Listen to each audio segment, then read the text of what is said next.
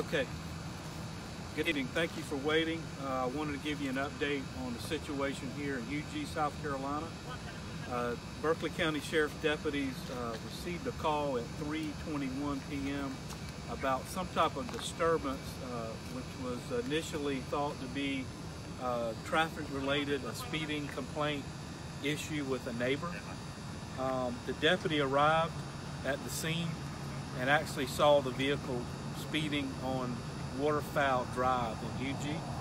So he turned around, stopped the vehicle, went to talk to the person in the vehicle. That person took cover, pulled out a firearm and started shooting at the deputy. The deputy called for assistance, and several units from Charleston County, Berkeley County, Mount Pleasant, all the surrounding agencies started converging on the area. The deputy was pinned down behind his sheriff's vehicle for approximately 30 minutes before we could get deputies there on the scene for backup. I'll tell you that the deputy did exchange gunfire with this suspect. The suspect fired numerous rounds at the deputy, as you can see from the photograph that we sent you. At some point during this shootout, this active shooter situation, the suspect kept yelling at the deputy, "I'm going to finish you off," several times during the exchange of gunfire.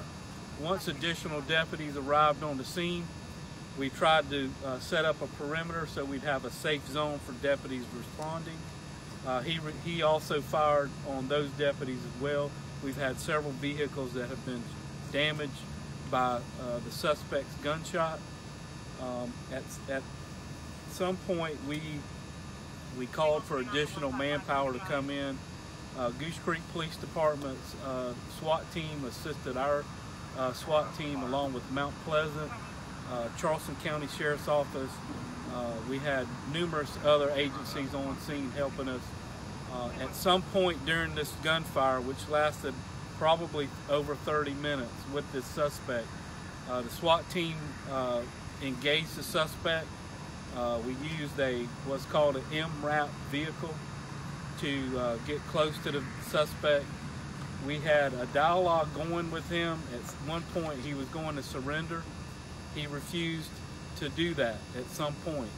The deputies made contact with him and he exchanged fire with them again. He attempted to shoot the deputies at very close range.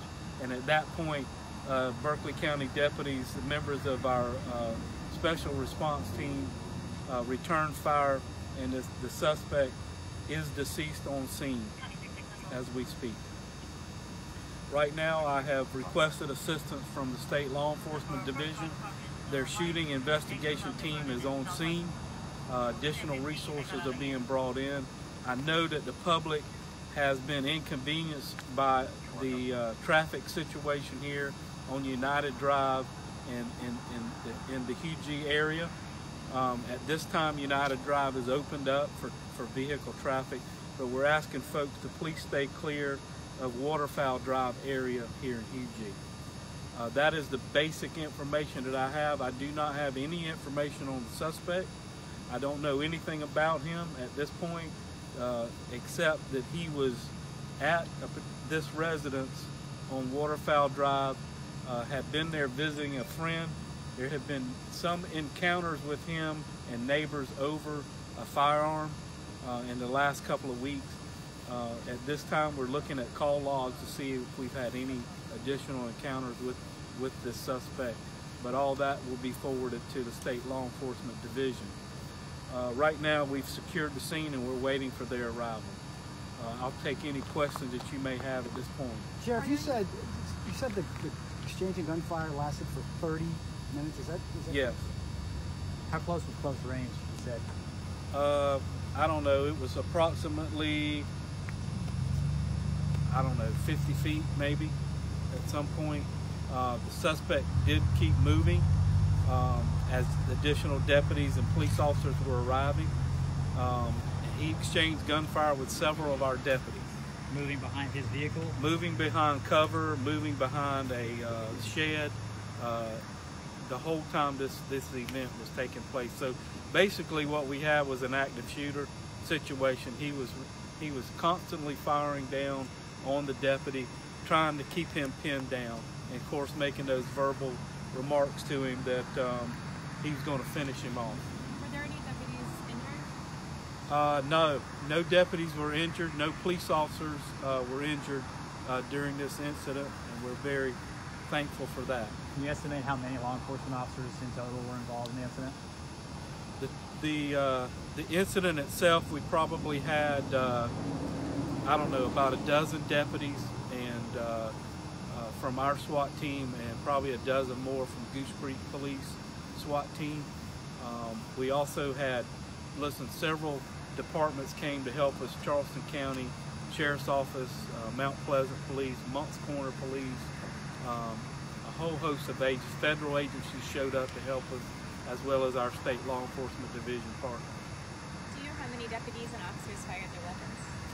At this point, I do not know, but I know that there was several that exchanged gunfire with this suspect during this 30-minute or so encounter, in which time several shots were being fired. Do you know if the suspect used multiple weapons? He did have multiple weapons. Just by looking at some of the vehicles that he shot, we were looking at shotgun blast, rifle, high-powered rifle, and also additional handguns were used by the suspect that we know right now. And were all those weapons in the vehicle when the deputy stopped him? No, it appeared he had those weapons on his possession and in and around his vehicle. If you look at the scene, he pulled into a residence that he was familiar with, that he had been staying a couple of days with a friend. So he knew the terrain, he knew the area. Although this particular area is somewhat remote, as you can see from where we are here. Is there any involvement from the friend that he was staying with? No, she arrived on scene to this situation unfolding. I've spoken with her. She's been very cooperative and helpful, and actually at some point our negotiators used her to try to talk him out of this situation. We were negotiating with this suspect for probably 20, 30, 40 minutes, trying to get him to surrender. But you got to keep in mind now, this suspect had a deputy pinned down behind his car, had fired multiple shots at him, and made statements that he was going to finish him off. And once the deputies got there, he was still under fire. They all were under fire. So it was a chaotic situation there for some time before we had additional resources brought in and was able to contain it. What did you say the initial stop was for? It was a speeding vehicle complaint at that point between him and a neighbor. He brandished a weapon at the complainant. The complainant went to talk to him about asking him to slow down on the gravel road there, and that's when he brandished a weapon and threatened him. And that's what brought us here. Any idea of how many shots were fired? Oh, it's multiple shots were fired. I wouldn't have any idea at this point. And was that one person's gunfire who fatally struck the subject, or? At this point, it appears to be yes. Additional information will be forthcoming from Berkeley County Coroner George Oliver once he completes his investigation on scene. I've spoken with him. He's going to the scene now. And again, any updates from me will be only related to the condition or well-being of the deputies. The investigative process and crime scene has been turned over to SLED, and they will be providing you additional information on that. Any more questions? When you say he had the deputy pinned down, can you describe exactly that situation?